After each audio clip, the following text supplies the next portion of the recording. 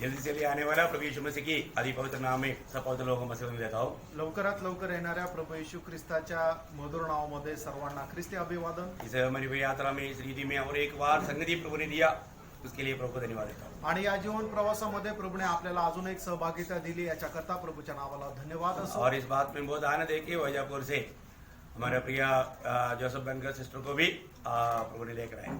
आणि या गोष्टीमध्ये खूप आनंद आहे की वैजापूर मधून आपल्या प्रिय बनकर सिस्टरला पण प्रभू घेऊन आला, याच्याकरता प्रभूच्या नावाला धन्यवाद असो। प्रभु ने हमें मिलकर के दिया हुआ संगति के लिए फिर से एक बार प्रभु को धन्यवाद देता हूँ। आणि प्रभूने आपल्याला दिलेला सहभागितेकरता पुन्हा एकदा प्रभूच्या नावाला धन्यवाद प्रिय असो। हमारी ये जिंदगी कितना छोटा है, आणि प्रियांनो, आपलं हे जीवन किती छोटं आहे ये बहुत जल्दी निकल जाएगा आणि हे लवकर संपून जाणार है ना। ये जीवन के बारे में बाइबल में ऐसा शब्द लिखा है कि ये वजन एक हमारा कुमिल की नाइंद है, जो कुमिल फट जाता है, कुमिल ये क्या बोलते हैं उसको? बुलबुल, वाह बुलबुल।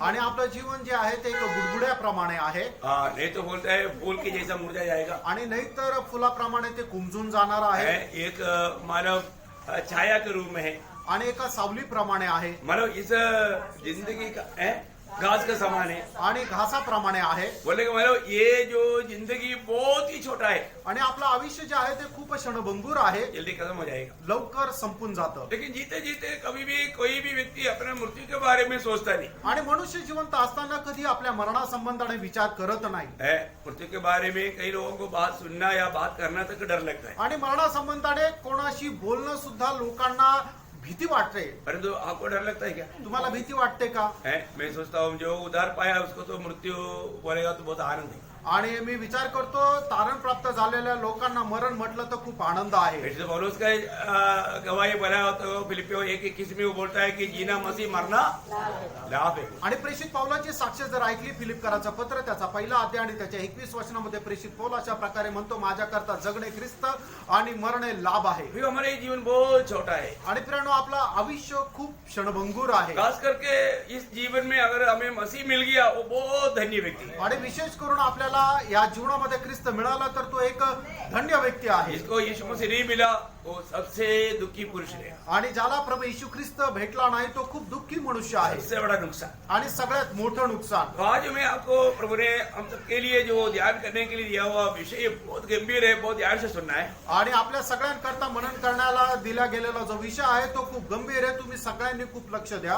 उसका आधार के लिए हम एक वचन पढ़ेंगे, इब्रानियों का पत्र 9 अध्याय का 27 वचन। इब्रिकराचं पत्र त्याचा 9 अध्याय आणि त्याचं 27 और वचन। जैसे मनुष्य के लिए एक बार मरना जैसे मनुष्य के लिए एक बार मरना और उसके बाद न्याय का होना नियुक्त है। देखा, यह हमारे एक नियुक्ति के बारे में बोलता है। आणि या ठिकाणी एक नेमणुकी संबंधाने म्हटलेलं बाइबल आहे, में बहुत से नियुक्ति है। आणि बायबलमध्ये पुष्कळ प्रकारची नेमणूक आहे। पहला थिस्सलुनीकियों 3:3 में लिखा है कि हमें कष्ट सहने के लिए नियुक्त किया है। पहिलं तेसलोनिकराचं पत्र त्याचा 3रा अध्याय आणि त्याच्या 3ऱ्या वचनामध्ये म्हटलेलं आहे की आपल्याला कष्ट सहन करण्याकरता नेमलेलं आहे। है ना। पहला तिमोथी 2 अध्याय का 6-7 वचन में पौलुस बोलता है कि गवाही देने के लिए मैं नियुक्त है। आणि पहिलं तिमोथेला पत्र त्याचा 2रा अध्याय आणि त्याच्या 6 आणि 7 वचनामध्ये प्रेषित पौल अशा प्रकारे म्हणतो की सुवार्ता सांगण्याकरता मी नेमलेलो आहे। प्रियो, हम लोग नियुक्त लोग हैं। आणि प्रियांनो, आपण नेमलेले लोक आहोत। पहला थिस्सलुनीकियों 5:10 में बोलता है कि उधार पाने के लिए हम नियुक्त है।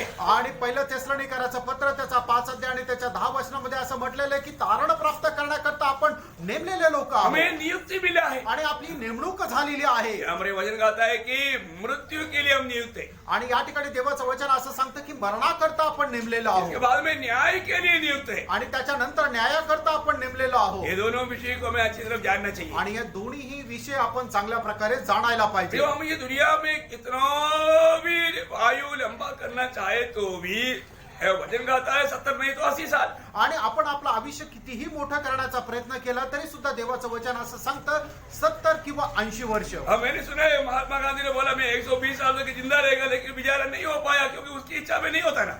आणि मी असं ऐकलं आहे की महात्मा गांधी असे म्हटले होते की मी 120 वर्ष आयुष्य जगेल, पण बिचारे तेवढे नाही जगू शकले, कारण का की ते त्यांच्या हातामध्ये नाही ना। शायद आप में से भी कई लोग 1000 साल जीने की इच्छा करता होगा, आणि कदाचित तुमच्यापैकी सुद्धा काही लोक 1000 वर्ष जगण्याची इच्छा धरत असतील, नहीं जाएगा आणि नाही जाणार, बहुत जल्दी हो जाएगा। आणि खूप लवकर जाल। क्या हो जाएगा? काय होणार? मृत्यू हो जाएगा। मरण येईल। डरना नहीं, आणि घाबरू नका।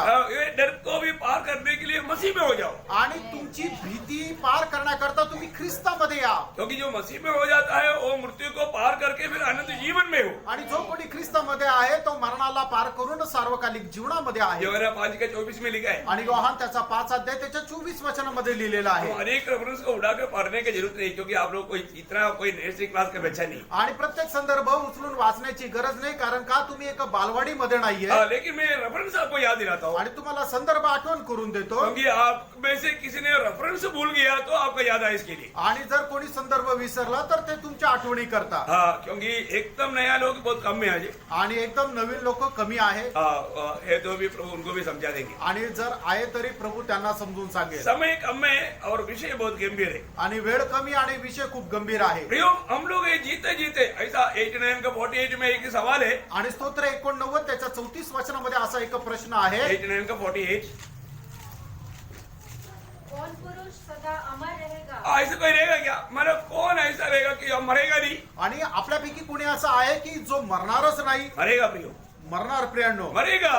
मरेल. सब लोग मरेगा, क्योंकि मृत्यु नियुक्त है. आणि प्रत्येक मनुष्य जो आहे तो मरणार आहे, कारण मरण निश्चित आहे. इसलिए मरेगा तो उस मरने की तैयारी चाहिए ना. आणि जर मरायचं आहे तर मग मरायची तयारी पण असली पाहिजे. ऐसा बिना तैयारी का मृत्यु, वो भी एक धोखा की बात है. आणि न तयारी असणारी जे मरण आहे ते सुद्धा एक फसगत आहे. मैं इन दिनों में आपको एक बात बताना चाहता हूँ. इन दिनों में हर एक पवित्र लोग आज मेरा आखिरी दिन समझ करके जीना चाहिए. आणि या दिवसामध्ये मी तुम्हाला सांगू इच्छितो, प्रत्येक पवित्र भक्ताने आजचा माझा शेवटला दिवस आहे असं समजून जीवन जगायला पाहिजे. Praise the Lord. Praise the Lord. समझ में आ रहा है? लक्षात आलंय का? बहुत गंभीर विषय है. आणि खूप गंभीर विषय आहे. थोड़ा अच्छी तरफ जानो. आणि थोडस चांगल्या प्रकारे जाणून घ्या. ये हमारे जीवन में भविष्य में होने वाला बात है. आणि हे आपल्या जीवनामध्ये भविष्यामध्ये होणारी गोष्ट आहे. मृत्यू आएगा. मरण येईल. है ना? पाप का मजदूरी है मृत्यू. ये बात रोमियो 6:23 में लिखा है. आणि पापाचे वेतन हे मरण आहे. रोमकराचं पत्र त्याचा 6 अध्याय आणि त्याच्या 23 वचनामध्ये लिहिले. दुनिया में जो भी जन्म लिया है वो पाप में जन्म लिया और पाप करता है, इसलिए पाप का मजदूरी मृत्यू उसके ऊपर है ही.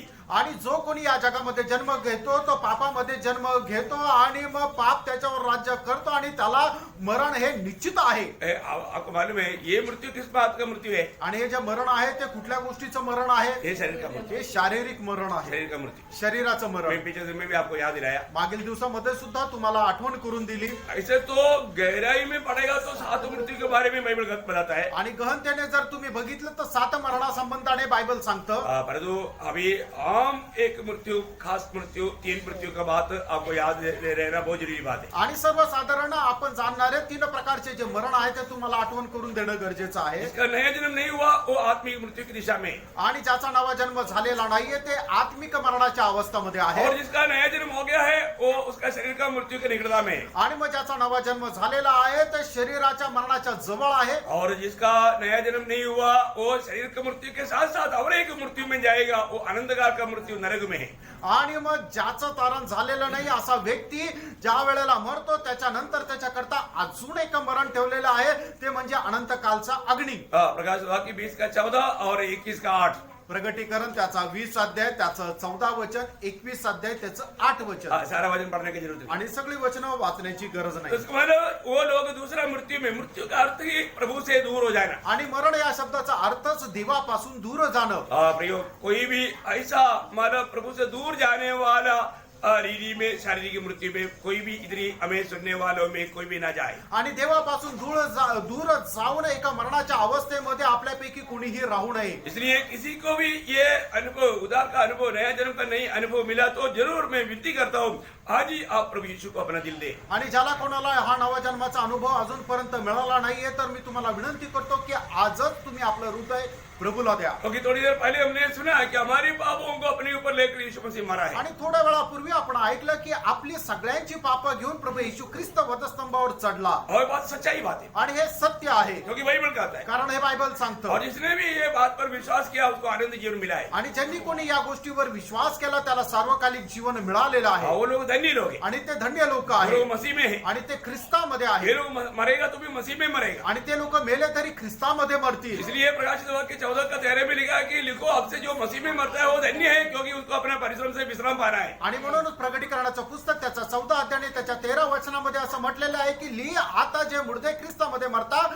ते धन्य आहे, कारण ते आपल्या परिश्रमापासून विसावा प्राप्त करतील. 2 प्रकार का मृत्यु है. दोन प्रकारचे मरण आहे. एक मसीह में मरना. एक म्हणजे ख्रिस्तामध्ये मरणं. कौन मसीह में मरेगा? आणि ख्रिस्तामध्ये कोण मरणार? हाँ, जो जिसका नया जन्म हुआ है, ज्याचा नवा जन्म झालाय, जिन्होंने प्रभु यीशु मसीह पर विश्वास करके पाप क्षमा पाया है. आणि ज्याने प्रभू येशू ख्रिस्तावर विश्वास करून पापांची क्षमा प्राप्त केली. और जब प्रभु का जीवन से जीते हुए पवित्र आत्मा की अगुवाई में चलते हुए जीवन बिताया, उनके लिए प्रभु में मरने का सुंदर मृत्यु मिलेगा. आणि मग जे प्रभूमध्ये जीवन जगता, पवित्र आत्म्याच्या मार्गदर्शनामध्ये जीवन जगता, त्यांच्या करता ते जे मरण आहे ते एक सुंदर असं मरण राहणार. हाँ, जो बाकी लोगों को आणि इतर लोकांना योहान 8:24 के अनुसार पाप में मर करके आनंद आग में जाएगा. आणि योहान त्याचा 8 अध्याय त्याच्या 24 वचनाच्या अनुसार तो मनुष्य पापामध्ये मरून अनंत कालच्या अग्नीमध्ये जाईल. प्रभु यीशु मसीह का सुसमाचार सुनने के बाद में उस बात को विश्वास न करना, प्रिय आपको मैं बताऊं, वो हमेशा शैतान का धोखे में पड़े हुए. आणि मग प्रभू येशू ख्रिस्ताची सुवार्ता ऐकल्यानंतरही प्रभूचा जर स्वीकार केला नाही, याचा अर्थ तो नेहमी काल करता सैतानाच्या बंधनामध्ये आहे. आपको मालूम है कितने लोगों ने ये सुसमाचार हमारा बार बार सुना है. आणि तुम्हाला माहिती कितीतरी लोकांनी ही सुवार्ता वारंवार ऐकलेली आहे. क्या आपको मालूम नहीं? का तुम्हाला ठाऊक नाही का? प्रभु यीशु मसीह ये दुनिया में आप पापी के लिए आया आणि प्रभू येशू ख्रिस्त तुमच्या पापाने करता आला और आपके पाप की मजदूरी मृत्यू प्रभु ने सूली पर अपने ऊपर उठाया. आणि तुमच्या पापाचं वेतन मरण जे आहे त्याने आपल्या वधस्तंभावर उचललं. यीशु मसीह पापी होकर के अपनी पापों के लिए वो नहीं मरा. आणि प्रभू येशू ख्रिस्त पापी होता आणि आपल्या पापण करता तो नाही मेला. प्रभु आपका पापों के लिए मरा. प्रभू येशू ख्रिस्त तुमच्या पापण करता मेला. ये आपने सुना था? हे तुम्ही ऐकलं आहे का? एक बार भी सुना था? एकदा तरी ऐकलेलं आहे का?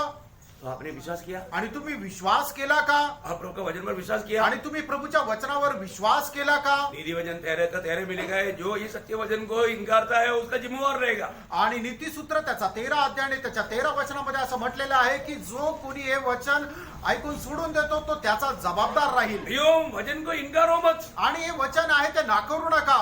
वचन को इनकारना बहुत भयंकर पाप है. आणि वचन नाकारणं भयंकर पाप आहे. आज भी आपको अपनी पाप क्षमा पा करके प्रभु का बेटा होकर के बेटी होकर के जीवन बिताने का सुंदर सौभाग्य प्रभु आपको दे रहा है. आजही तुम्ही आपल्या पापांची क्षमा प्राप्त करून प्रभूचा मुलगा आणि प्रभूची मुलगी होऊन जीवन जगण्याकरता एक चांगलं सौभाग्य आहे. प्रभु आपको मदद कर रहा है. आणि प्रभू तुम्हाला सहाय्य करत आहे. 2 कोरिन्थी 6:2 में प्रभु बोला, बार बार प्रभु बोला, मैं अभी तेरा उद्धार के लिए मैं मदद कर रहा हूँ. आणि 2 कोरिन्थीकराचं पत्र त्याच्या 6 अध्याय आणि त्याच्या 2 वचनामध्ये प्रभू म्हणत आहे की तुझ्या तारणाकरता मी आता तुला सहाय्य करत आहे. प्रभु इतना मदद करता है. आणि प्रभू एवढं सहाय्य करतो. लेकिन शैतान एक मदद करता है. आणि सैतान अजून एक मदत करतो. क्या मदद करता है? तो काय करतो? 2 कोरिन्थी 4:4 में बोलता है, 2 कोरिन्थीकराचं पत्र 4 अध्याय आणि त्याच्या 4 वचनामध्ये असं म्हटलंय, इस सुसमाचार का तेज उन पर ना चमकने के लिए अविश्वास ला करके, जो अविश्वास यदन वाटिका में लाया था वही अविश्वास सुनने वालों में ला करके उसको मसीह से दूर कर देता. आणि मग हे तेजोमय सुवार्तेचा जो प्रकाश आहे त्यांच्या मनावर पडू नये आणि त्यांनी तारण प्राप्त करू नये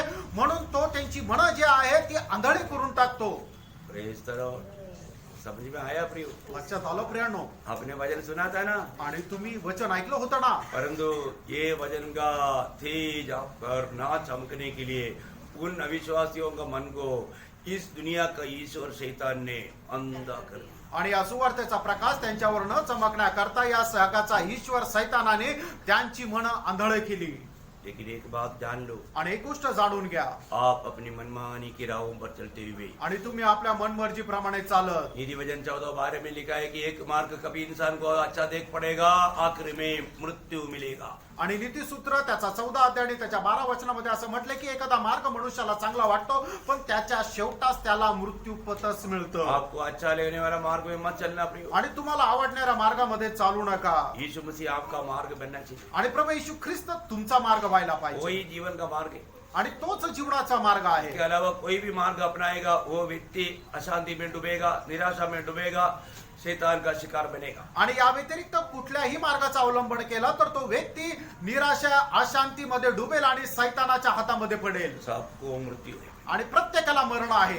मृत्यु में सब बात खत्म नहीं होता. आणि मेलं म्हणजे सगळं संपलं असं नाही. मृत्यु सिर्फ आनंददा का एक द्वार है. आणि मरण हे फक्त सार्वकालिक जीवनाचा दरवाजा आहे. इसके बाद में आपको मालूम पड़ेगा, यार मैंने बहुत कुछ सुना था, सुना जैसे ही है आगे का जीवन. आणि मग त्याच्यानंतर समजेल अरे मी खूप काही ऐकलं होतं आणि जे काही ऐकलं त्याप्रमाणेच आहे पुढचं आयुष्य. Praise the Lord. Praise the Lord. लेकिन उधर ही आकर के पछताने से कोई फायदा नहीं. आणि तिथं जाऊन पश्चाताप करून काही उपयोग नाही. अभी पछताएगा तो उसका लाभ मिलेगा. आणि आता पश्चाताप केला तर त्याचा फायदा राहील. इसलिए मरने के बाद में न्याय है. आणि म्हणूनच मेल्यानंतर न्याय आहे. तो वचन क्या कहता है? वचन काय सांगतं? है ना, परमेश्वर को हमें हरेक लोगों को अपना लेखा देना है. आणि आपल्या प्रत्येकाला परमेश्वराला आपला आपला हिशोब द्यायचा वो आहे. न्याय करेगा. आणि न्याय कोण करणार? है ना, जब यूहन्ना का सुसमाचार 5 अध्याय का 27 वचन में लिखा है. योहान त्याचा 5 अध्याय आणि त्याच्या 27 वचनामध्ये अशा प्रकारे लिहिलेलं आहे. वरन उसे न्याय करने का भी अधिकार दिया है, हाँ इसलिए कि वह मनुष्य का पुत्र है. हाँ, देखा, मनुष्य पुत्र होकर के आया हुआ यीशु मसीह सबका न्याय करेगा. आणि मनुष्याचा पुत्र होऊन आलेला प्रभू येशू ख्रिस्त प्रत्येकाचा न्याय करेल. है, कौन न्याय करेगा? न्याय कोण करेल? प्रभु यीशु मसीह. प्रभू येशू ख्रिस्त. है ना, प्रेरितों का काम उसका 10 अध्याय का 42 वचन.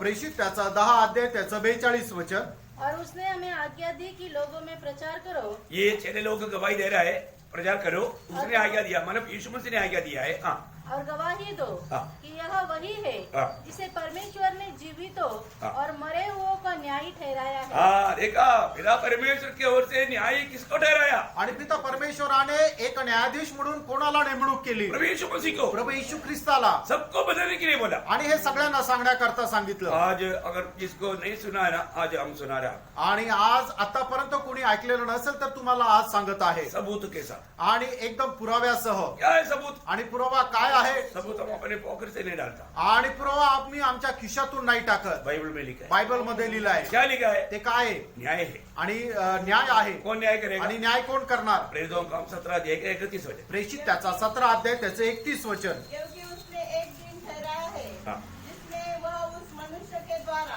हाँ. धर्म से जगत का न्याय करेगा. देखो, उस मनुष्य के द्वारा परमेश्वर धर्म से न्याय करेगा. धर्म से न्याय करेगा. वहां पर कोई अन्याय नहीं होगा प्रियो. आणि मग त्या ठिकाणी नीतीने न्याय होईल. कुठल्या प्रकारचा अन्याय होणार नाही. कोई मिस्टेक नहीं होगा. भाई मिस्टेक ऐसे हो गया करके नहीं बोलेगा. आणि चुकून असं झालं असं बोलणार नाही. प्रभु का न्याय कोर्ट बहुत बार मैंने आपको सुनाया है. मैं आज थोड़ा नया रीति में सुनाने जा रहा हूँ. आणि प्रभूच्या न्यायासंबंधाने याच्या अगोदर ही पुष्कळ वेळा सांगितलं. आज जरा नवीन पद्धतीने सांगत आहे. मैं कुछ नया नया बात प्रभु से पाता हूँ. आणि नवीन नवीन गोष्टी प्रभूपासून काही प्राप्त करतो. नया प्रभु का वचन में प्रकाश है. आणि देवाच्या वचनामध्ये नवीन प्रकाशन. मेरी तरफ से कोई नया वचन नहीं. आणि माझ्याकडून काही नवीन नाही. वचन वही पुराना है, आणि वचन तेच जुनं आहे. लेकिन प्रकाश नया है. आणि प्रकाश नवीन आहे. Praise the Lord. Praise the Lord. जो प्रभु ने मुझे दिया मैं आपको देता हूँ. आणि प्रभूने जे मला दिलं ते मी तुम्हाला देतो. बहुत गंभीर बात है. आणि खूप गंभीर गोष्ट आहे. यहाँ पर मानव वो वचन बोलता है 17:31 में, उसको कौन न्याय करेगा. इस रीति में सबूत किया है. कैसे सबूत किया? जिसे उसने ठहराया है इसे ठहराया है. पिता ने जो ठहराया वो व्यक्ति का खूब किया मालूम है. हाँ, और उसे मरे हुओं में से जिलाकर मरे हुए में से जिलाया. मरे हुए में से जिला हुआ कौन है? आणि मेलेल्यातून जिवंत झालेला कोण आहे? सर्व प्रभु यीशु मसीह. फक्त आणि फक्त प्रभू येशू ख्रिस्त. Praise the Lord. Praise the Lord. ये बात सारा जगत को क्या कर दिया? प्रमाणित भी कर दिया. आणि ही गोष्ट सर्व जगाला प्रमाणित करून दिली. सबको प्रमाणित कर दिया. आणि सगळ्यांना प्रमाणित केली. प्रभु सबका न्याय करेगा. आणि प्रभू सगळ्यांचा न्याय करेल. हाँ, वो दिन कौन सा दिन है? आणि तो दिवस कुठला दिवस आहे? है ना, मरने के बाद. तो मेल्यानंतर. प्रभु यीशु मसीह के न्यायासन के सामने. आणि प्रभू येशू ख्रिस्ताच्या न्यायासनासमोर. प्रियो, सबका न्याय है. आणि सगळ्यांचा न्याय आहे. पापी का भी न्याय है, पवित्र लोगों का भी न्याय है. आणि पापी लोकांचा पण न्याय आहे आणि पवित्र लोकांचा पण न्याय आहे. लेकिन दोनों दो सिंहासन के ऊपर है. आणि दोन्ही दोन वेगवेगळ्या सिंहासनासमोर आहे. है ना, पापियों का न्याय है वो श्वेत सिंहासन के सामने है. वो कहाँ मरे?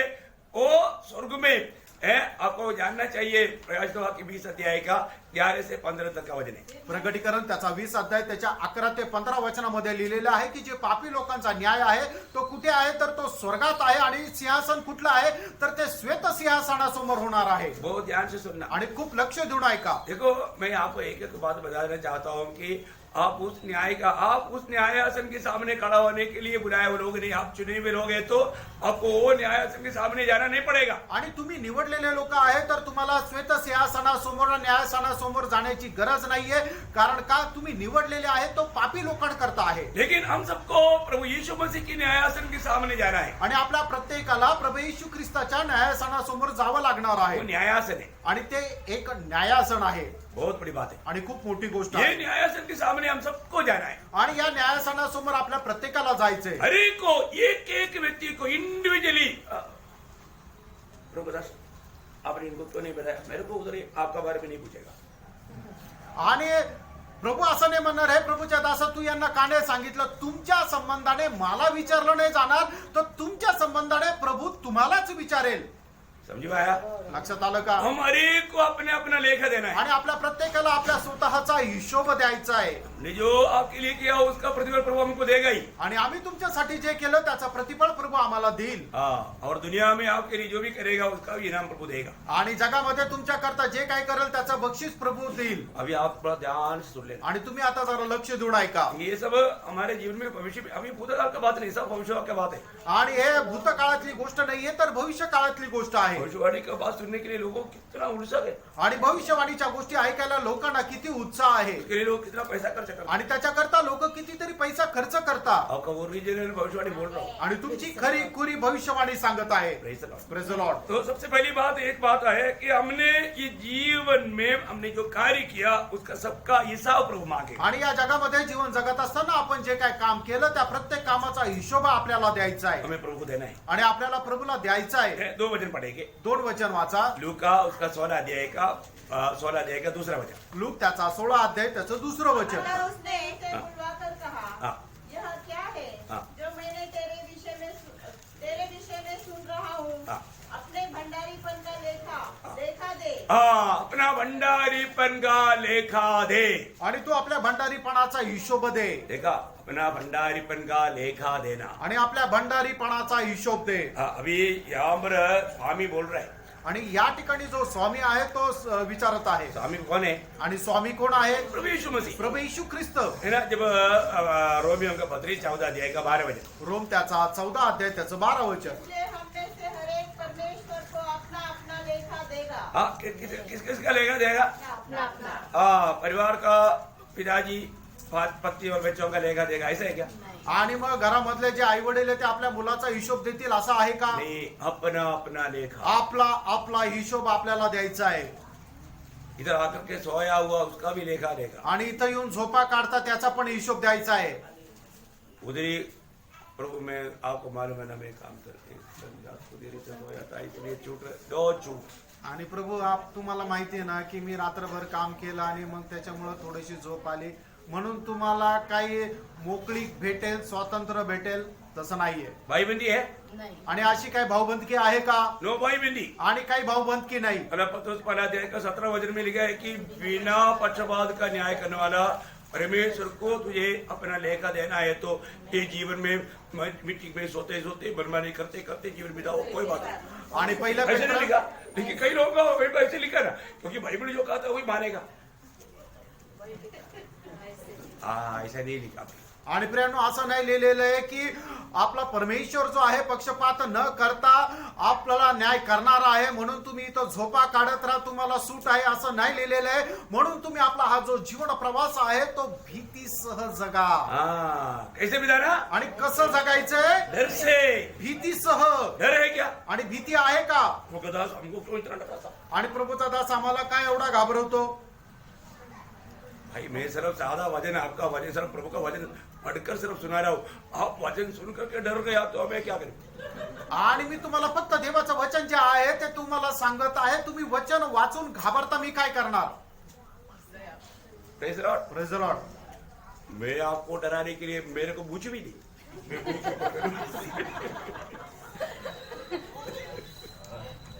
वो भी निकाल दिया मैंने।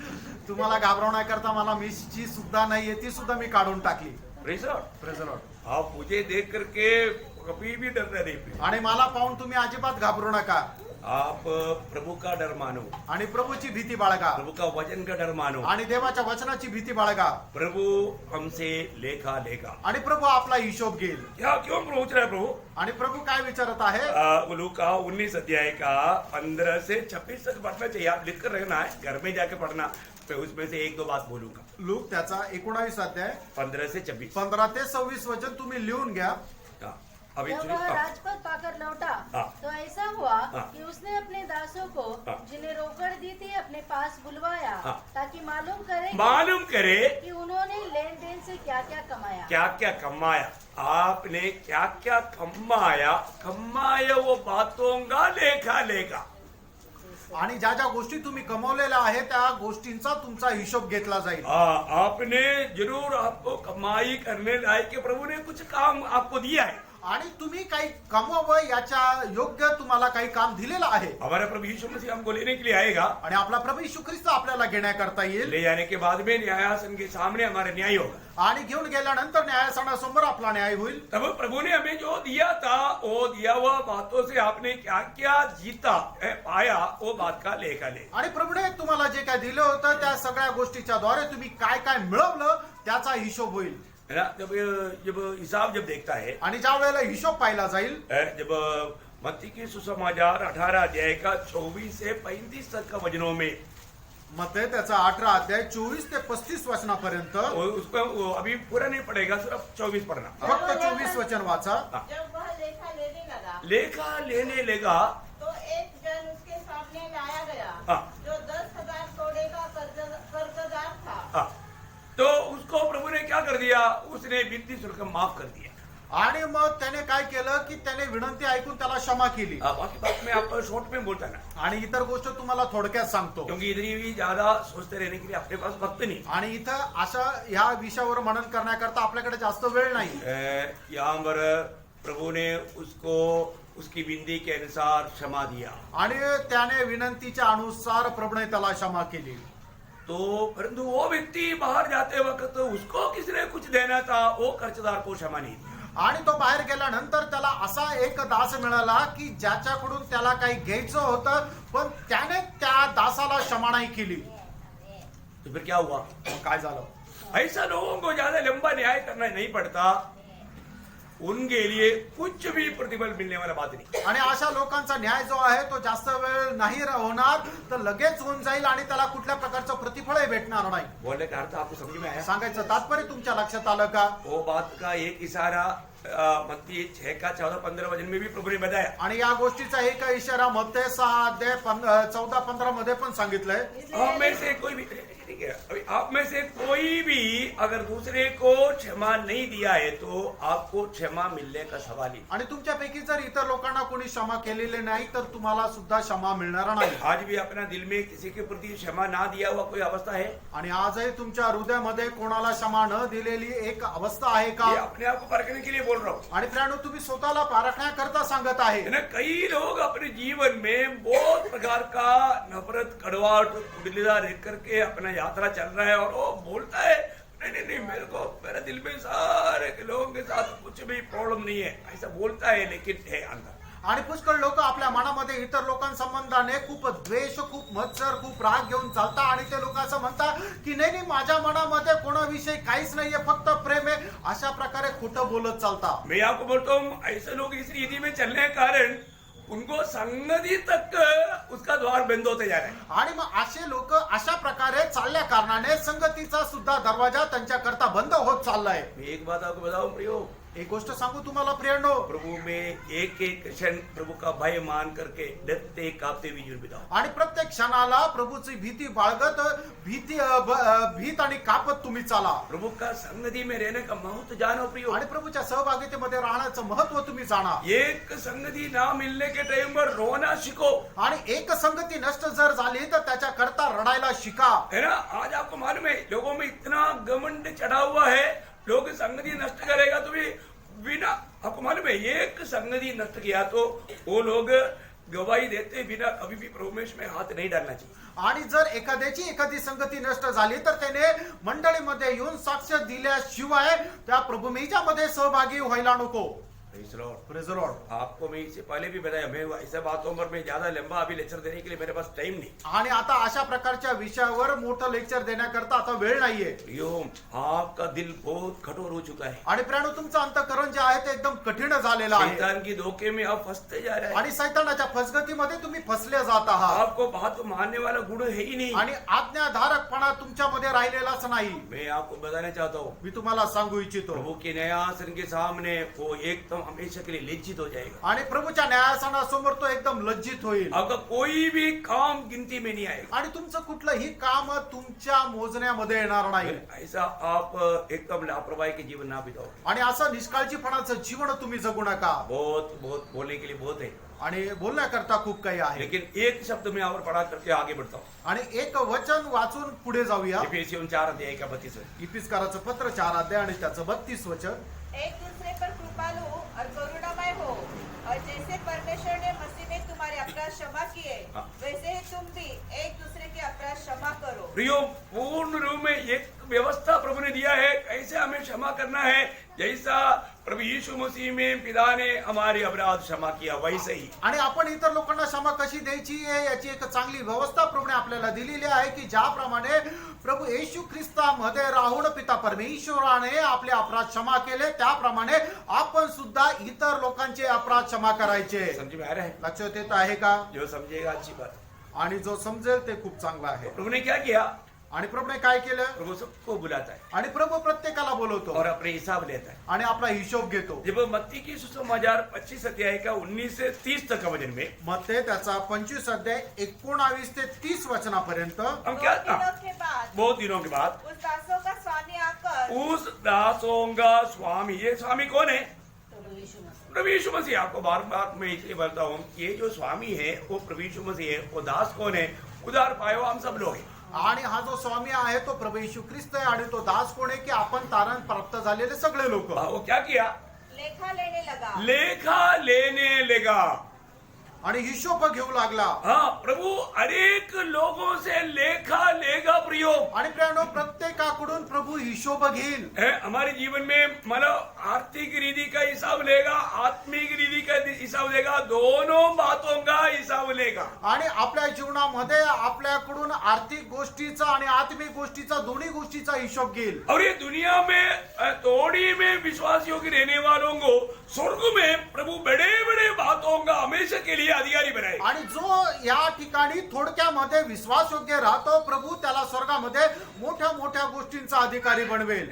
इसका मतलब क्या है? याचा अर्थ काय आहे? प्रभु हमें दिया हुआ कामों में, हमारा जीवन में, उसमें वो काम, विश्वास योग्यता, प्रेम सब देखना चाहता है। आणि प्रभूने आपल्याला ज्या ज्या जबाबदाऱ्या सोपवलेल्या आपण त्या कामामध्ये विश्वास योग्य राहावं असं प्रभूची आपल्या संबंधाने इच्छा आहे। अभी किन किन बातों का लेखा लेगा आणि कुठल्या कुठल्या गोष्टींचा हिशोब घेईल। अभी तक मैं बहुत फास्ट जा रहा था, अभी मैं थोड़ा धीरे जाऊंगा। आणि आतापर्यंत खूप फास्ट जात होतो, आता थोडस स्लो जाईल। Praise the Lord. Praise the Lord. किन किन बातों का हमें लेखा लेगा प्रभु? आणि कुठल्या कुठल्या गोष्टीचा हिशोब प्रभू आपल्याला घेईल। नंबर 1, आणि पहिली गोष्ट उधार पाया हुआ अनेक लोगों का ये शरीर का लेगा आणि तारण प्राप्त झालेल्या प्रत्येकाच्या शरीराचा हिशोब तो घेईल। ध्यान से सुनना आणि लक्ष देऊन ऐका। है ना? आप ये शरीर में रहने के समय में अपने ये शरीर को अपनी मनमानी में इस्तेमाल नहीं करना प्रिय। आणि आपण आपल्या या शरीरामध्ये राहत असताना त्याचा उपयोग आपल्या मनमर्जीप्रमाणे करू नका। शरीर को क्या करना है? आणि आपण आपल्या शरीराला काय करायचंय? ये शरीर को प्रभु के लिए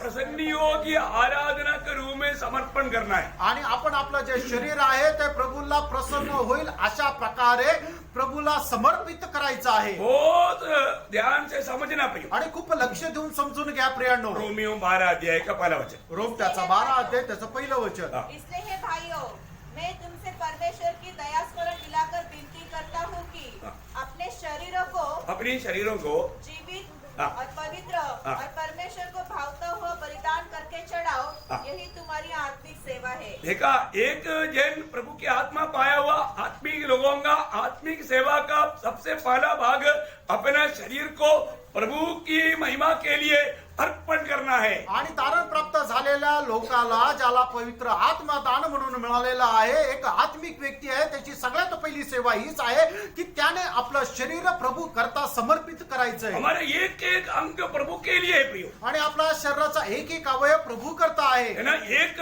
जब रोमियो 6 अध्याय के 19 वचन में पढ़ता है, रोम त्याचा 6 अध्याय त्याच्या 19 वचनामध्ये आपण अशा प्रकारे वाचतो। मैं तुम्हारी शारीरिक दुर्बलता के कारण मनुष्य की रीति पर कहता हूँ, जैसे तुमने अपने अंगों को कुकर्म के लिए अशुद्धता और कुकर्म के दास करके सौंपा था, वैसे ही अभी अपने अंगों को पवित्रता के लिए धर्म के दास करके सौंप दो। देखा, पवित्रता के लिए धर्म का गुलाम होकर के सौंप दो।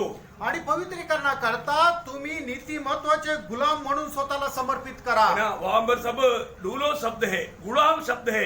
गुलाम जैसा स्वामी की इच्छा पूरा करने की चाहत में रहता, उसी रीति में अपने शरीर के अंगों से प्रभु का महिमा करना। आणि ज्याप्रमाणे एक गुलाम आपल्या धनाची इच्छा पूर्ण करण्याकरता नेहमी तत्पर राहतो, त्याचप्रमाणे आपल्या शरीराचा प्रत्येक अवयव प्रभूची इच्छा पूर्ण करण्याकरता समर्पित करा। प्रिय, उद्धार पाने के बाद में हमें शरीर में रह करके अपना शरीर की इच्छा पूरा करने की प्रयास नहीं करना। आणि तारण प्राप्त झाल्यानंतर आपण या शरीरामध्ये राहत असताना आपल्या शरीराची इच्छा पूर्ण करण्याचा प्रयत्न करू नका। प्रेरित पौलुस का एक गवाही का शब्द इसका बीच में लाता हूं, फिलिपियों 1:20। आणि फिलिपकराचं पत्र त्याचा पहिला अध्याय आणि त्याचं 20 वचन। मैं तो ये हार्दिक लालसा देखा, प्रभु का दास का हार्दिक लालसा क्या है? और आशा रखता हूँ हाँ। कि मैं किसी बात में लज्जित न हो, हाँ। पर जैसे मेरे प्रबल साहस के कारण हाँ। मसीह की बड़ाई मेरी देह के द्वारा सदा होती रही। देखा, मेरी शरीर में होते हुए, जीवन मिलाते हुए हमेशा प्रभु की बड़ाई होते रहा और आगे भी होते रहे। आणि मी या शरीरामध्ये जीवन जगत असताना या शरीराच्या द्वारे नेहमी ख्रिस्ताचा गौरव जो आहे तो होत राहिला आणि याच्या पुढे पण होत राहील। प्रियो, हमारे इस शरीर के द्वारा हम प्रभु की महिमा करते रहना, उसको प्रसन्नता के कार्य करते रहना, यही हमारे कर्तव्य है। आणि आपण आपल्या या शरीराच्या द्वारे देवाला आवडणारं गौरव होणारं कार्य हे करत राहणं। क्यों? का? ये शरीर भी हमें अपना बोलने के लिए कोई अवकाश है क्या? आणि आपण काही वारसदार आहे का, हे माझं शरीर आहे असं म्हणू शकतो का आपण? कम से कम एक उधार पाया व्यक्ति इस बात को ठीक से जान लो। आणि कमीत कमी तारण प्राप्त झालेला एक व्यक्ती या गोष्टीला चांगल्या प्रकारे जाणून घ्या। आज आप ये बात को अच्छी तरह समझ करके बाहर जाना पड़ेगा। आणि ही गोष्ट आज चांगल्या प्रकारे समजून तुम्ही बाहेर जा। पहला कुरिन्थी 6 अध्याय के 19-20 वचन में पवित्र शास्त्र बाइबल में ऐसे लिखा है। पहिले करंथीकराचं पत्र त्याचा 6 अध्याय 19 आणि 20 वचनामध्ये अशा प्रकारे म्हटलेलं आहे। तुम नहीं जानते हाँ। कि तुम्हारी देह पवित्र आत्मा का मंदिर है। नहीं जानता ना, नाही माहित ना।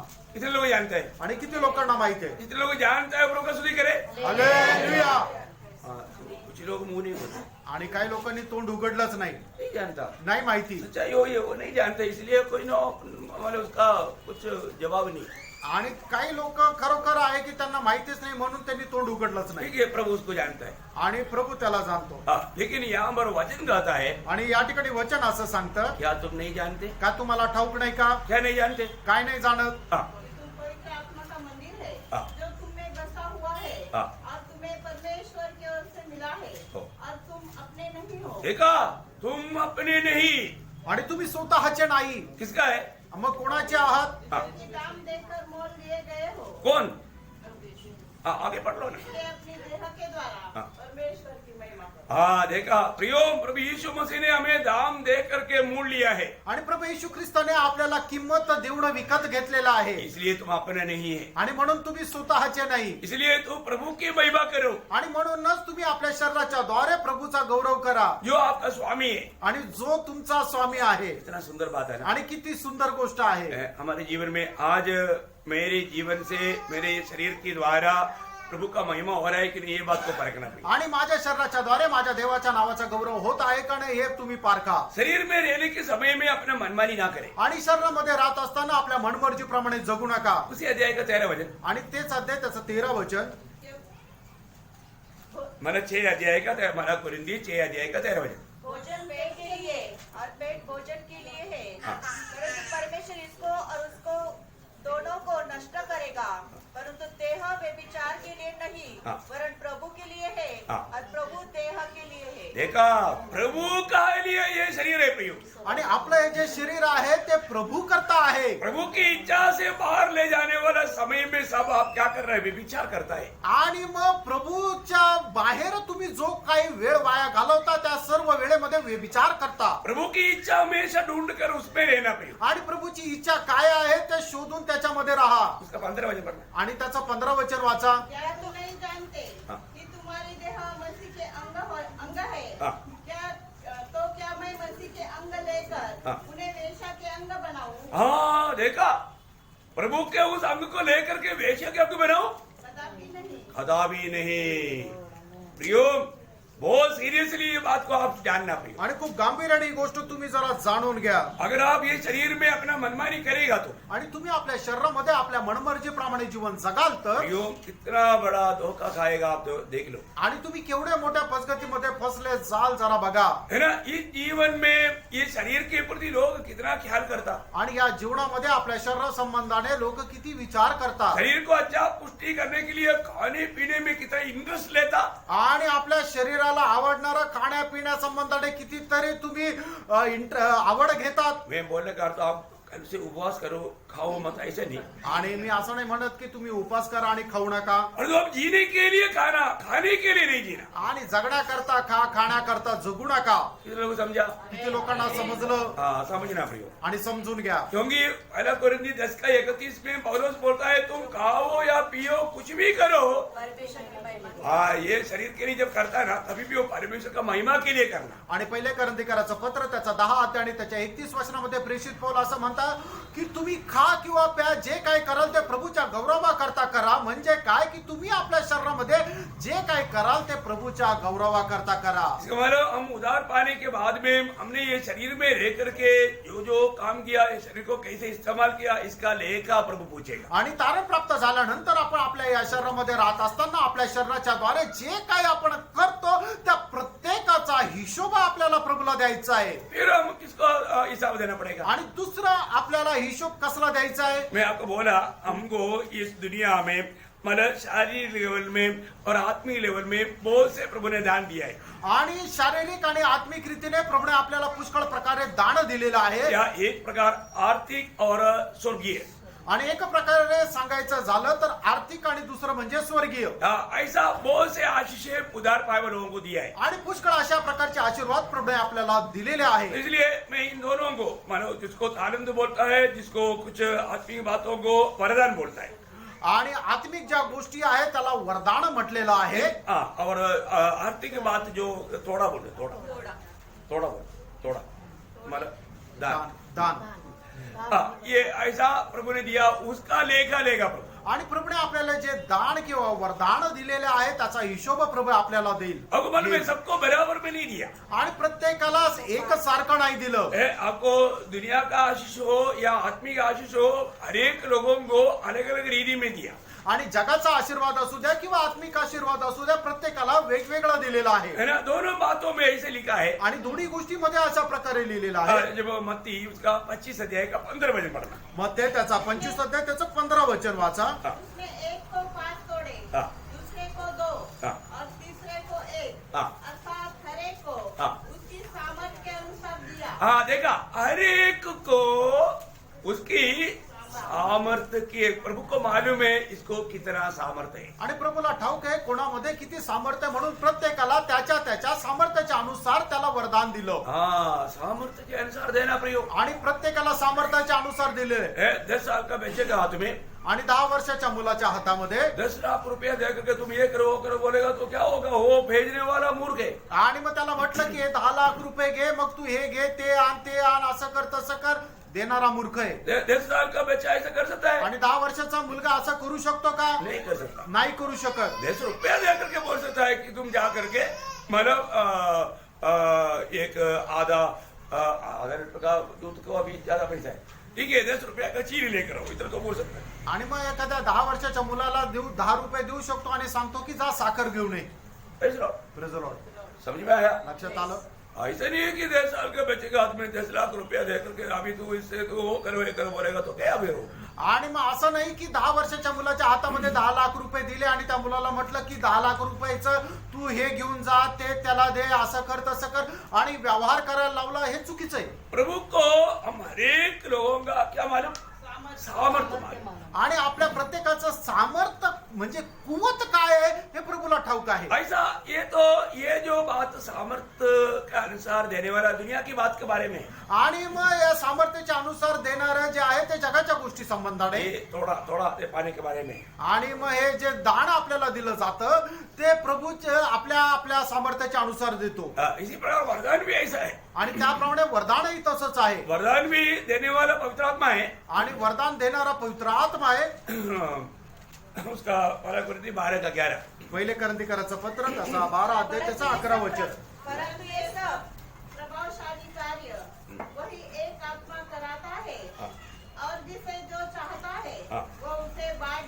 हाँ देखा, जिसे वो चाहता है उसको वो बांट देता है। आणि ज्याला जो त्याला आवडतो त्याला तो वाटतो. बहुत बड़ी बात है। खूप मोठी गोष्ट आहे. प्रभु को मालूम है किसको कितना देना है, आणि प्रभूला ठाऊक आहे कोणाला किती द्यायचंय उसके अनुसार ही वो बांटता है। आणि त्याच्या अनुसारच तो वाटतो. प्रभु में आने के बाद में हर एक लोगों को हमें मिला हुआ उस मतलब आत्मिक वरदान वो भी जानना चाहिए। आणि प्रभू मध्ये आल्यानंतर आपल्याला प्रभूपासून मिळालेलं जे आत्मिक वरदान आहे ते आपण जाणायला पाहिजे. जरा उसका 12 का पहला वचन पढ़ना, पहला कोरिन्थी 12 का 1। पहिले करंथीकराचं पत्र 12 अध्याय त्याचं पहिलं वचन वाचा. भाइयों, हाँ। मैं नहीं चाहता कि तुम आत्मिक वरदानों के विषय में हाँ। अनजान रहो। हाँ मतलब आपको मिला हुआ उस आत्मिक वरदानों के बारे में हम अनजान नहीं रहना। आणि आपल्याला मिळालेले जे आत्मिक वरदान आहे त्याच्या संबंधाने अजाण राहू नका. है ना, प्रभु की आत्मा में कई प्रकार का वरदान बांटते हैं। आणि प्रभू त्याच्या आत्म्यामध्ये पुष्कळ प्रकारचे वरदान जे आहे ते वाटतो. उन वरदानों के बारे में प्रभु के लोगों को अच्छा ज्ञान चाहिए। आणि त्या वरदाना संबंधाने प्रभूच्या लोकांना चांगलं ज्ञान असलं पाहिजे. उसका 6 वचन पढ़ना। त्याचं 6 वचन वाचा. और प्रभावशाली कार्य हाँ। कई प्रकार के हैं, हाँ। परंतु परमेश्वर एक ही है हाँ। जो सब में हर प्रकार का प्रभाव उत्पन्न करता है। हाँ देखिए, परमेश्वर हमारे में उस आत्मा के द्वारा दिया हुआ वरदानों को बहुत प्रभावी रूप में कार्य करने के लिए वो सामर्थ्य देता है या अनुग्रह देता है। आणि आत्म्याच्या द्वारे दिले आपल्याला जे वरदान आहे ते वरदान खूप सामर्थ्य रीतीने उपयोगात आणण्याकरता प्रभू आपल्याला सामर्थ्य प्रदान करतो. देखो, हर एक व्यक्ति को पवित्र आत्मा सामर्थ्य देकर के उसके महिमा के लिए इस्तेमाल करता है। आणि प्रभू प्रत्येक व्यक्तीला सामर्थ्य प्रदान करून त्याच्या गौरवाकरता उपयोगात आणतो. पहला कोरिन्थी 7 अध्याय का 7 वचन पढ़ना। पहिले करंथीकराचं पत्र त्याचा 7 अध्याय त्याचं 7 वचन. मैं चाहता हूँ कि जैसा मैं हूँ वैसे ही सब मनुष्य हो, परंतु हर एक को परमेश्वर की ओर से विशेष विशेष वरदान मिले हैं। देखा, हर एक को परमेश्वर की ओर से विशेष विशेष वरदान मिला है।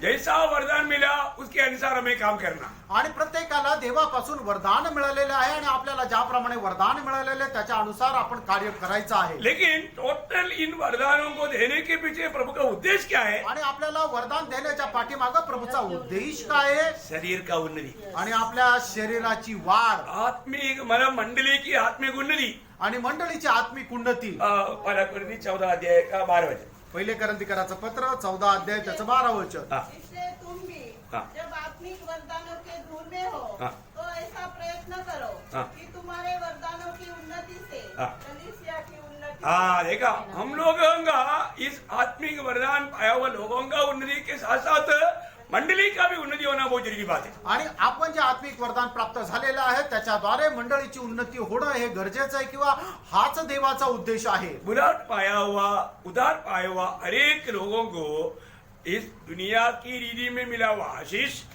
तोड़े और आत्मा के द्वारा मिला हुआ वरदान, इन दोनों बातों का व्यवहार का लेखा एक दिन देना है. आणि तारण प्राप्त झालेल्या व्यक्तीला आपल्याला मिळालेला जो जगाचा आशीर्वाद आहे आणि आत्मिक आशीर्वाद आहे किंवा आत्मिक वरदान आहे त्या प्रत्येकाचा हिशोब आपल्याला एक दिवस प्रभूला द्यायचा आहे. ये दोनों व्यवहार के लिए हमारे में प्रभु का प्रेम और विश्वास आज्ञाकारिता बहुत ही महत्वपूर्ण बात है. आणि या दोन्ही गोष्टीचा व्यवहार करण्याकरता आपल्यामध्ये प्रभूचं प्रेम, विश्वास आणि आत्म्याचं कार्य हे खूप महत्वपूर्ण आहे. आज बहुत लोग बात को नहीं मानते. आणि पुष्कळ लोक देवाच्या आज्ञेचं पालन करत नाही. मैंने कई बार आपको एक दृष्टांत बताया था. आणि पुष्कळ वेळा एक दृष्टांत तुम्हाला सांगितलाय. एक कंपनी वालों ने एक व्यक्ति को एक गांव में जूता सेल करने के लिए उसका डिमांड कैसे रहेगा मालूम करने के लिए भेजा.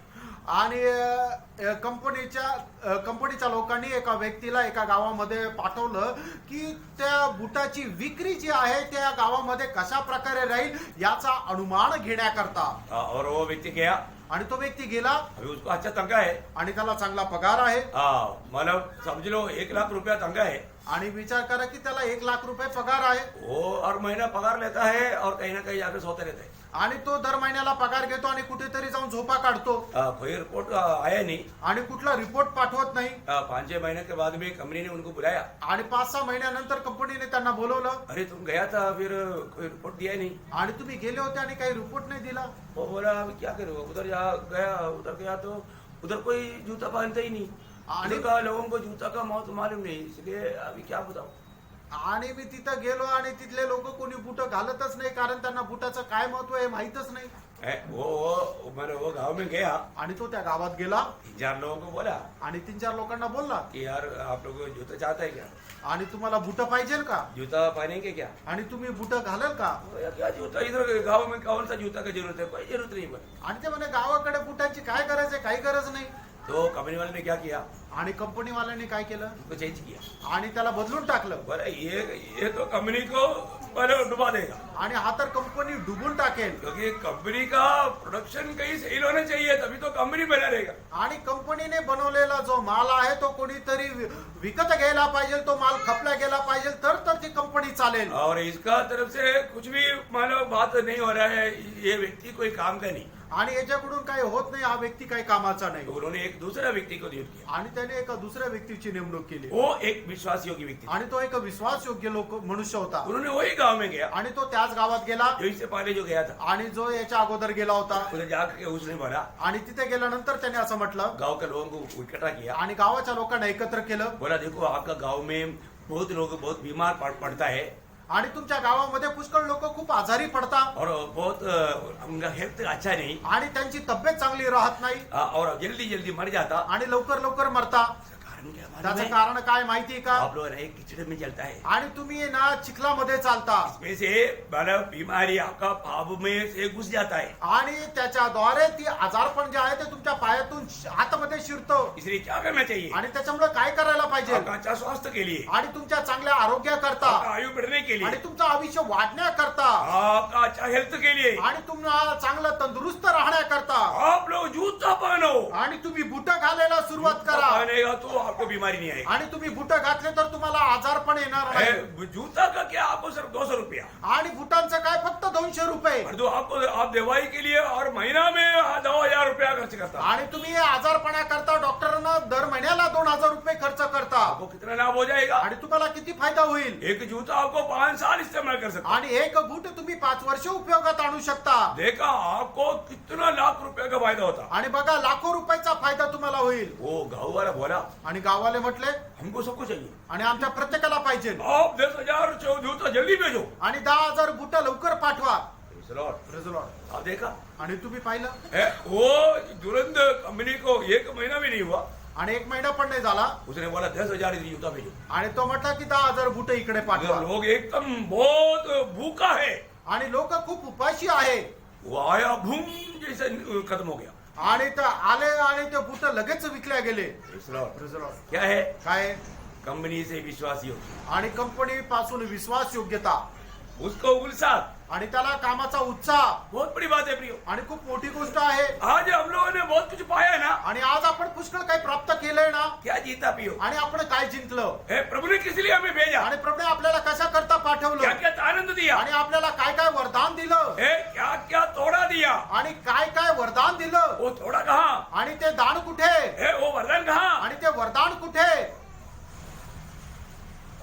हमें एक दिन लेखा देना होगा. आणि एक दिवस आपल्याला हिशोब द्यावा लागेल. Praise the Lord. Praise the Lord. आपको समझ में आ रहा है करके मुझे लगता है. आणि तुमच्या लक्षात येत आहे असं मला वाटतंय. आगे बढ़ते हैं. पुढे जाऊया. तीसरा पॉइंट. आणि तिसरा मुद्दा, तो मैंने आपको अभी माना 2 पॉइंट बोला. आणि 2 मुद्दे मी तुम्हाला आतापर्यंत सांगितले. एक शरीर का हिसाब को मांगेगा, आणि पहिली गोष्ट म्हणजे तुमच्या शरीराचा हिशोब तुम्हाला द्यायचा और आहे. दूसरा हमें ये दुनिया का जो भी दिया हुआ आशीष और वरदानों का, ये दोनों बातों का लेखा लेगा. आणि मग जगामध्ये मिळालेले आपल्याला जे आशीर्वाद आणि वरदान आहे त्याचा हिशोब आपल्याला द्यायचा आहे.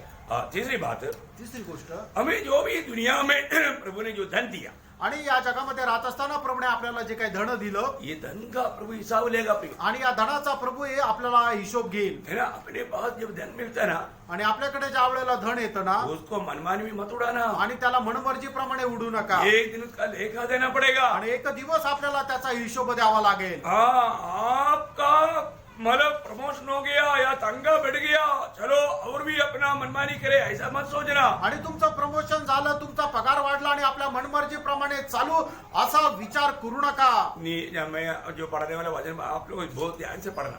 आणि जे वचन मी तुम्हाला वाचायला सांगतो ते तुम्ही लक्ष देऊन वाचा. नीति वचन से मैं आपको पहले पढ़ाता हूँ. आणि नीतिसूत्राच्या द्वारे मी पहिले वाचायला सांगेन. उसका 10 अध्याय का 22 वचन. नीतिसूत्र 10 अध्याय 22 वचन. धन यहोवा की आशीष से मिलते हैं. धन कहाँ से मिलता? यहोवा की आशीष से. ये आपके परिश्रम से नहीं मिला.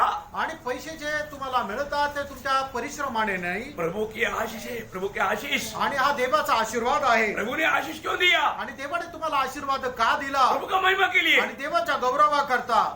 समझ में आ रहा है? लक्षात येत आहे. प्रभु के आशीष से हमें धन मिलता. आणि देवाच्या आशीर्वादाच्या द्वारे आपल्याला धन मिळतं. पहला इतिहास उसका 29 अध्याय का 12 वचन. पहिला इतिहास त्याचा 29 अध्याय त्याचं 12 वचन. हाँ.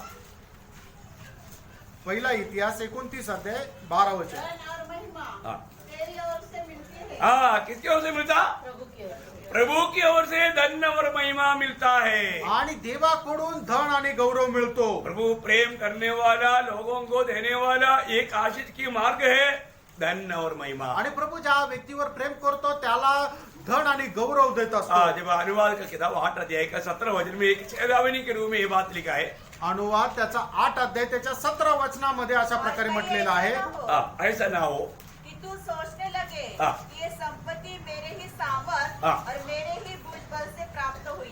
धन हाथ में आने के बाद में ये सब मेरी परिश्रम का बल बोल करके धोखा का विचार में डूबना नहीं. आणि धन आपल्या हातामध्ये आल्यानंतर हे सगळं काही माझंच आहे आणि हे माझ्या सामर्थ्याने मला मिळवलेलं आहे अशा प्रकारे फसल्या जाऊ नका. देखो ये धन बहुत धोखा देने वाली चीज है. बहुत आणि ध्यान से सुनना. पैसे जे आहे ते आपल्याला खूप फसवणारे आहे. तुम्ही ते लक्ष द्या. कोई भी व्यक्ति अपने पास धन ज्यादा हो गया तो अभी कभी भी ये मत सोचना ये सब मेरा परिश्रम का फल है. आणि कुठल्याही व्यक्तीकडे जास्त पैसे आल्यानंतर तुम्ही हा विचार करू नका हे मी माझ्या सामर्थ्याने मिळवलंय. परिश्रम करने का ताकत भी प्रभु ने दिया है. आणि परिश्रम करण्याचं सामर्थ्य सुद्धा देवाने दिलंय. सारे बातों का स्रोत प्रभु है. आणि या सर्व गोष्टीचा उगम जो आहे तो प्रभु आहे. कितने लोग कबूल करेगा?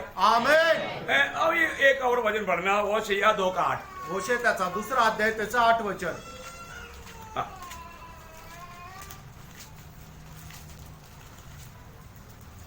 होशेया 2 का 8. आपके पास बाइबल है कि नहीं? हाँ. वह यह नहीं जानती थी कि अन्न, हाँ. नया दाख मधु हाँ. और तेल मैं ही उसे देता था. कौन देता था? प्रभु देता था. ये पुराने नियम का समय में आशीष बोलेगा तो दुनिया की बात है. तो इसलिए कौन देता? मैं देता है.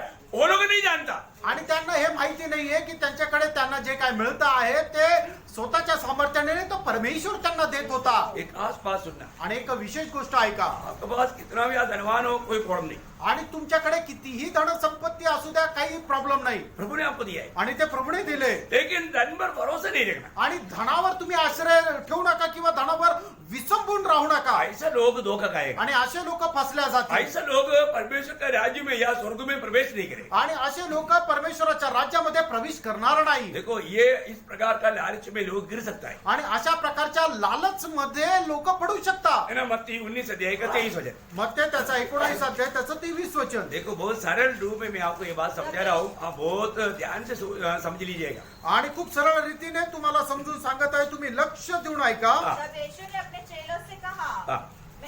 मैं तुम्हें सच कहता हूँ. देखो यीशु मसीह सच बोलते हैं. कसम खाकर बोल रहा है. यीशु मसीह को सच बोलता करके बोलने की जरूरत ही नहीं. आणि प्रभू येशू ख्रिस्ताला मी खरं सांगतो असं बोलण्याची गरज नाहीये.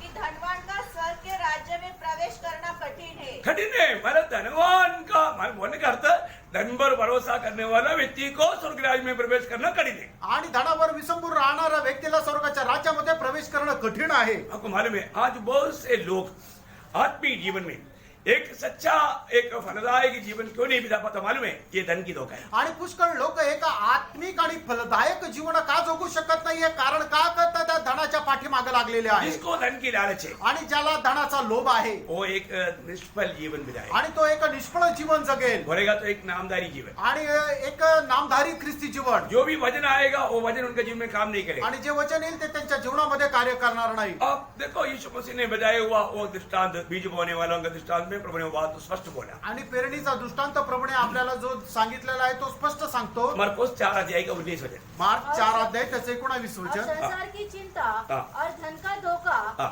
और अन्य वस्तुओं का लोभ हाँ. उनमें समाकर वचन को दबा देता है. देखा इस धन की धोखा वचन कार्य ना करने के लायक उनको दबा के निष्फल अवस्था में कर देता। आणि धनाचा जो लोभ आहे तो वचन त्यांच्या जीवनामध्ये कार्य न करण्या लायक अशा प्रकारे त्यांचं जीवन बनवतो. देखो, ये दुनिया की यात्रा में लोगों को जरूर धन चाहिए, परंतु धन की लालच में गिरना वो भयंकर परीक्षा में डूब करके नष्ट हो जाएगा. आणि या जगामध्ये जीवन जगत असताना प्रत्येक मनुष्याला पैशाची गरज आहे, पण त्या पैशाचा लोभ करत जीवन जगतो तर त्याचं जीवन जे आहे ते नष्ट होऊन जाईल. क्योंकि धन का चाहत, धन का मोह वो व्यक्ति को परीक्षा में डुबाएगा करके पहला तिमोथी उसका 6 अध्याय उसका 9-10 वचन पढ़ा. पहिलं तिमोथेला पत्र त्याचा 6 अध्याय त्याचं 9 आणि 10 वचन वाचा. जो धनी होना चाहते हैं हाँ. वे ऐसी परीक्षा और संदेह हाँ. और बहुत सी व्यर्थ और हानिकारक लालसाओं में फंसते हैं. देखा, फंसते हैं वे लोग, फंसेगा. आणि असे लोक फसतील. और इतना ही नहीं, धन का लोभ पाप का जड़ है बोलते हैं. आणि धनाचा लोभ आहे सर्व प्रकारच्या पापाचं मूळ आहे. सबको समझ में आ रहा है क्या? सगळ्यांना लक्षात येत आहे ना? किसी को नींद तो नहीं आ रहा है? कोणाला झोप तर येत नाहीये ना? ये धन कितना खतरनाक है, धोखा दे सकता है, फंस सकता है, बात को समझना. आणि धन किती भयंकर रीतीने आपल्याला फसवू शकते हे जरा पारखा. हमेशा ये धन, अपने पास जो धन है ना, वो धन और अपना ही विरोध में गवाही देगा करके मालूम होगा तो फिर वो धन से कौन प्यार करेगा. आणि मग एखाद्या व्यक्तीला समजेल की माझ्याकडे जे पैसे आहे ते येणाऱ्या दिवसामध्ये तेच पैसे माझ्या विरोधामध्ये साक्षीदार राहतील असं जर ज्याला समजतं तो किती तो व्यक्ती त्या धनावर प्रेम करेल का? आपको समझे है? आणि या गोष्टीची समज तुम्हाला आहे का? ऐसा भी वचन है क्या? आणि असं पण वचन आहे का? है ना. आहे ना. याकूब का पत्री उसका 5 अध्याय के 1 से 4 वचन. याकोब त्याचा 5 अध्याय 1 ते 4 वचन. हे धनवानों, हाँ. सुन तो लो. हाँ. तुम अपने आने वाले क्लेशों पर चिल्ला चिल्ला कर रो. तुम्हारा धन बिगड़ गया है हे, तुम्हारा धन बिगड़ गया है और तुम्हारे वस्त्रों को कीड़े खा गए हैं. हाँ. तुम्हारे सोने चांदी में काई लग गई है हाँ. और वह काई तुम पर गवाही देगी. देखा, वो खाई तुम्हारी खिलाफ में गवाही देगा. हाँ. और आग के समान तुम्हारा मांस खा जाएगी. हाँ. तुमने अंतिम युग में धन बटोरा है. हाँ. देखो, जिन मजदूरों ने तुम्हारे खेत काटे हाँ. उनकी वह मजदूरी जो तुमने धोखा देकर रख ली है हाँ. चिल्ला रही है. हाँ. और लौने वालों की दुहाई हाँ. सेनाओं के प्रभु के कानों तक पहुंच गई है. हो, देखा, इसका मतलब क्या है कि हमारे पास आने वाला वो धन, कोई भी गलत मार्ग में आया है तो वो धन हमारे खिलाफ में चिल्लाएगा. आणि आपल्याकडे येणारे पैसे जर चुकीच्या मार्गाने आलेले असतील तर ते पैसे न्यायाच्या दिवसामध्ये आपल्या विरोधात साक्ष देतील. भैया, धन कोई खराब चीज नहीं. आणि पैसे काय वाईट नाहीये. खूब कमाओ आणि खूप पैसे कमवा लेकिन उसको सही रीति में इस्तेमाल करो. आणि त्याचा उपयोग योग्य रीतीने करा. ऐसा नहीं है तो आप मला वो फंस जाएगा. आणि असं नाही तर मग तुम्ही फसल्या जाल. कैसे इस्तेमाल करना? आणि मग पैशाचा उपयोग कसा करायचा आहे? नीति वचन 19 अध्याय के 17 वचन. नीती सूत्र 19 अध्याय 17 वचन. जो कंगाल पर अनुग्रह करता है हाँ. वह योगों को उधार देता है. देखा, इसका मतलब प्रभु ने पीछे में भी बोला, कंगालों को हमारे बीच में से प्रभु खत्म नहीं करेगा. आणि मग प्रभु आपल्यामधून जे गरीब लोक आहेत ते काढून टाकणार नाही. प्रभु क्या बोलता? आणि प्रभु काय म्हणतो? जो कंगाल को जब देता है आणि गरीब लोकांना ज्या वेळेला देतो वो प्रभु को देता है. आणि ते प्रभूला देता. Praise the Lord. Praise the Lord. प्रभु को देने के एक मार्ग इसी रीति में आणि प्रभूला देण्याचा मार्ग अशा प्रकारे आहे. है ना. लूका 12 अध्याय का 33 वचन. लूक त्याचा 12 अध्याय त्याचा 33 वचन वाचा. हाँ. हे, अपनी संपत्ति बेचकर हाँ. दान कर दो. हाँ. और अपने लिए ऐसे बटुए बनाओ हाँ. जो पुराने नहीं होते. हाँ. अर्थात स्वर्ग पर ऐसा धन इकट्ठा करो हाँ. जो घटता नहीं हाँ. और जिनके निकट चोर नहीं जाता हाँ. और कीड़ा नहीं बिगाड़ता. देखो, यहाँ पर माने ये दुनिया का धन हम प्रभु की इच्छा के अनुसार अगर महिमा के लिए इस्तेमाल करेगा तो स्वर्ग में बहुत बड़ा धनवान मिल जाएगा. आणि या जगाची धन संपत्ती आपण प्रभूच्या नावाच्या गौरवाकरता जर उपयोगात आणली तर आपलं धन स्वर्गामध्ये वाढेल.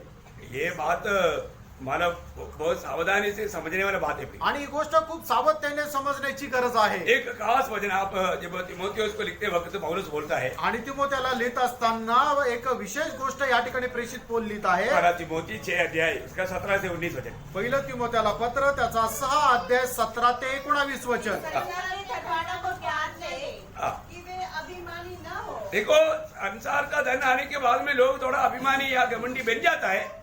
आणि जगाची धन आपल्याकडे आल्यानंतर लोक थोडेसे गर्व करतात. प्रभु का वचन खास बोलता है. आणि प्रभूचं वचन स्पष्टपणे सांगतो वो कभी भी अभिमानी ना हो। आणि त्यांनी गर्व करू नये और चंचल धन पर आशा न रखे, हाँ। परंतु परमेश्वर पर जो हमारे सुख के लिए सब कुछ बहुतायत से देता है, वे भलाई करे और भले कामों में धनी बने देखा, भलाई करे, भले कामों में धनी बने।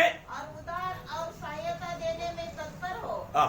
और आगे के लिए एक अच्छी नींव डाल रखे हाँ। कि सच्चे जीवन को वश में कर दे। देखा, आगे का अनंत काल का जीवन के लिए कार्य करने का, धन को इस्तेमाल करने के लिए प्रभु आलोचना देता है। आणि सार्वकालिक जीवनाकरता आपण तो पैसा उपयोगात आणण्याकरता प्रभू आपल्याला मार्गदर्शन एक करतो अच्छा अनुभव दृष्टांत मानव बाइबल में हम देखता है आणि चांगल्या प्रकारचा दृष्टांत आपण बायबल मध्ये पाहतो मकदोनिया मंडली के बारे में, मासेदोनिया मंडळी संबंधाने है ना। दूसरा कोरिन्थी 8 अध्याय के 1 से 4 तक वचनों में प्रेरित पौलुस गवाही देता है। दुसरे करंथीकराचं पत्र त्याचा 8 अध्याय त्याचं 1 ते 4 वचनामध्ये प्रभू प्रेषित पौल अशा प्रकारे म्हणतो, अबे भाइयों, हाँ। हम तुम्हें परमेश्वर के उस अनुग्रह का सुसमाचार देते हैं हाँ। जो मकदूनिया की कलीसियाओं पर हुआ है हाँ। कि क्लेश की बड़ी परीक्षा में उनके बड़े आनंद और भारी कंगालपन में उनकी उदारता बहुत बढ़ गई। उनके विषय में मेरी यह गवाही है कि उन्होंने अपनी सामर्थ्य भर वरन सामर्थ्य से भी बाहर मन से दिया और इस दान में और पवित्र लोगों की सेवा में भागी होने के अनुग्रह के विषय में हमसे बार बार बहुत विनती की। देखो, इस बात का मैं गवाह है करके प्रेरित पौलुस गवाही देता है। आणि या गोष्टीचा मी साक्षीदार आहे अशा प्रकारे प्रेषित पौल सांगत आहे वो लोग बहुत क्लेश में भी, आणि ते पुष्कळ प्रकारच्या त्रासामध्ये राहताना बहुत पण गरीबी में भी, आणि पुष्कळ दरिद्र अवस्थेमध्ये राहत असताना उनका कार्य के लिए उनके पास बहुत था। आणि देवाच्या कामाकरता त्यांच्याकडे खूप काही होतं। Praise the Lord। Praise the Lord. बहुत बड़ी बात है प्रियो, आणि खूप मोठी गोष्ट आहे है ना। प्रभु की महिमा के लिए इस्तेमाल करने में हम कंजूसी ना करें, आणि देवाकरता उपयोगात आणण्याकरता आपण कंजूसपणा करू नये, बहुत बड़ी बात है। आणि खूप मोठी गोष्ट आहे। अभी मतलब समय बहुत आगे बढ़ गया, आणि वेळ खूप पुढे गेला मेरे को मानो, क्योंकि अभी तीसरा बात ही हुआ और 4 बात है। आणि 3च गोष्टी झाल्या, अजून 4 गोष्टी आहेत। मैं आग्रह करता हूँ कल का संदेश में आपको बता देंगे, क्योंकि आराम से बताना पड़ेगा।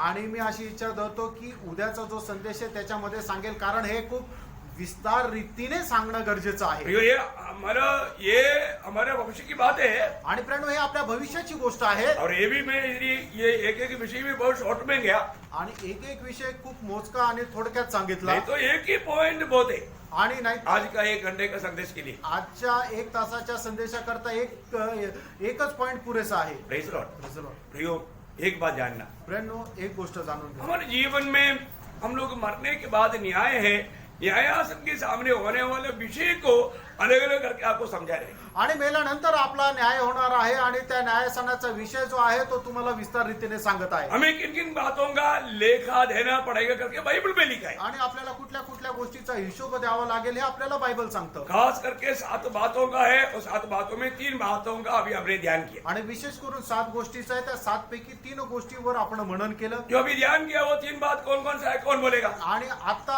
आपण मनन केलेल्या ज्या 3 गोष्टी आहेत त्या कुठल्या कुठल्या आहे ते कोण कोण तुम्ही सांगाल?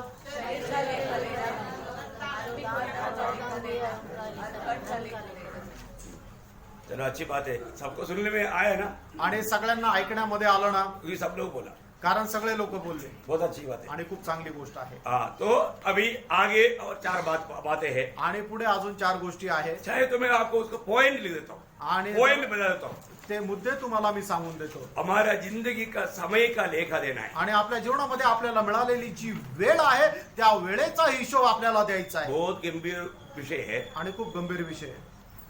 और 5वीं बात, हमारा शब्दों का लेखा देना है, आणि आपण आपल्या तोंडाने जे काय बोलतो ते आपल्या बोलण्याचा आपल्याला शब्दाचा हिशोब द्यायचा आहे।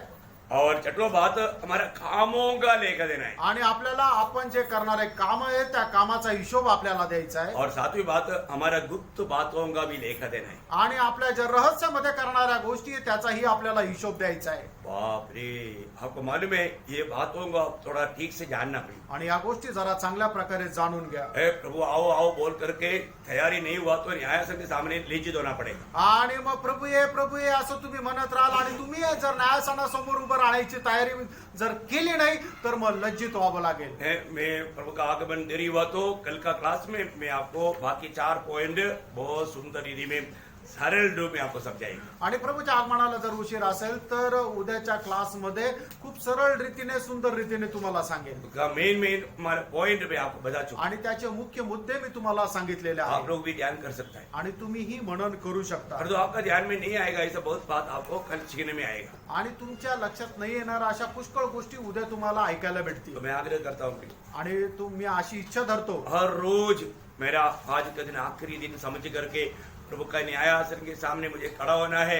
ये बात को भी समझ करके उसका भी तैयारी हम करें. आणि प्रत्येक दिवस जो आहे तो माझा शेवटला दिवस आहे आणि मला मेल्यानंतर प्रभूच्या न्यायासनासमोर उभं राहायचंय. त्याच्या तयारीसह आपण जीवन जगायचं आहे. जो भी उधार पाए वो लोग, आणि तारण प्राप्त झालेला लोक. ये निश्चय बात है आपको वहां पर लिखित ना होना पड़े. आणि निश्चित गोष्ट आहे की तुम्ही त्या ठिकाणी लज्जित होऊ नये. भले और विश्वासियों के दास दासी पुकार सुनने के लिए तैयार रहना. आणि विश्वासू दास आणि दासे म्हणून प्रभू पासून आपल्याला हक ऐकायला मिळो. और इस दुनिया में हमने जो प्रभु की इच्छा जान करके उसकी महिमा के लिए कार्य किया उसके अनुसार आनंद काल का हमारा भविष्य है ये कभी नहीं भूलना. आणि प्रभूची इच्छा जाणून त्याच्या अनुसार आपण कार्य केलं त्याच्या अनुसार आपल्याला प्रतिफळ आहे ही गोष्ट विसरू नका. आपको आनंद काल के लिए बड़े बड़े अधिकार मिलने वाला है. आणि त्या सार्वकालिक जीवनामध्ये तुम्हाला मोठे मोठे अधिकार मिळणार आहे. किसको? कोणाला? जो अभी जो विश्वासियों की होकर के प्रभु की प्रेम में होकर के प्रभु की हर एक बात को माना उनको. आणि आता प्रभू मध्ये राहून प्रभूच्या प्रेमामध्ये त्याच्या आज्ञेचं पालन केलं त्याला. Praise the Lord. Praise the Lord. इसलिए ये महत्वपूर्ण बातों को ये आप थोड़ा तुच्छ ना करें. आणि या महत्वपूर्ण गोष्टीला तुम्ही तुच्छ करू नका. और आपको मालूम है मैंने आपको बहुत भाग जो बताया आपने इधर पढ़ाया नहीं. आप जरूर उन वचनों को घर में जाकर के ध्यान करना. आणि पुष्कळ वचन आज संदर्भ मी तुम्हाला सांगितले पण या ठिकाणी वाचले नाही. पण निश्चितच तुम्ही आज घरी गेल्यानंतर ते संदर्भ पुन्हा एकदा वाचा. ये तो आपका होमवर्क आणि हे तुम्हाला गृहपाठ जरूर करना. निश्चितच करा. क्योंकि जो वास्तव में प्रभु में है और जो प्रभु के आगमन चाहता है वो ये सब करे. आणि निश्चितच जो प्रभू मध्ये आणि जो प्रभूच्या आगमनाची वाट पाहतोय तो हे सगळं करेल. प्रभु इन वचनों के द्वारा आप सबको आशीष दे. आणि प्रभू या वचनाच्या द्वारे तुम्हाला आशीर्वाद देव. प्रभु को सारी महिमा देता हूं. आणि प्रभूला सर्व गौरव असो. आमीन. आमेन.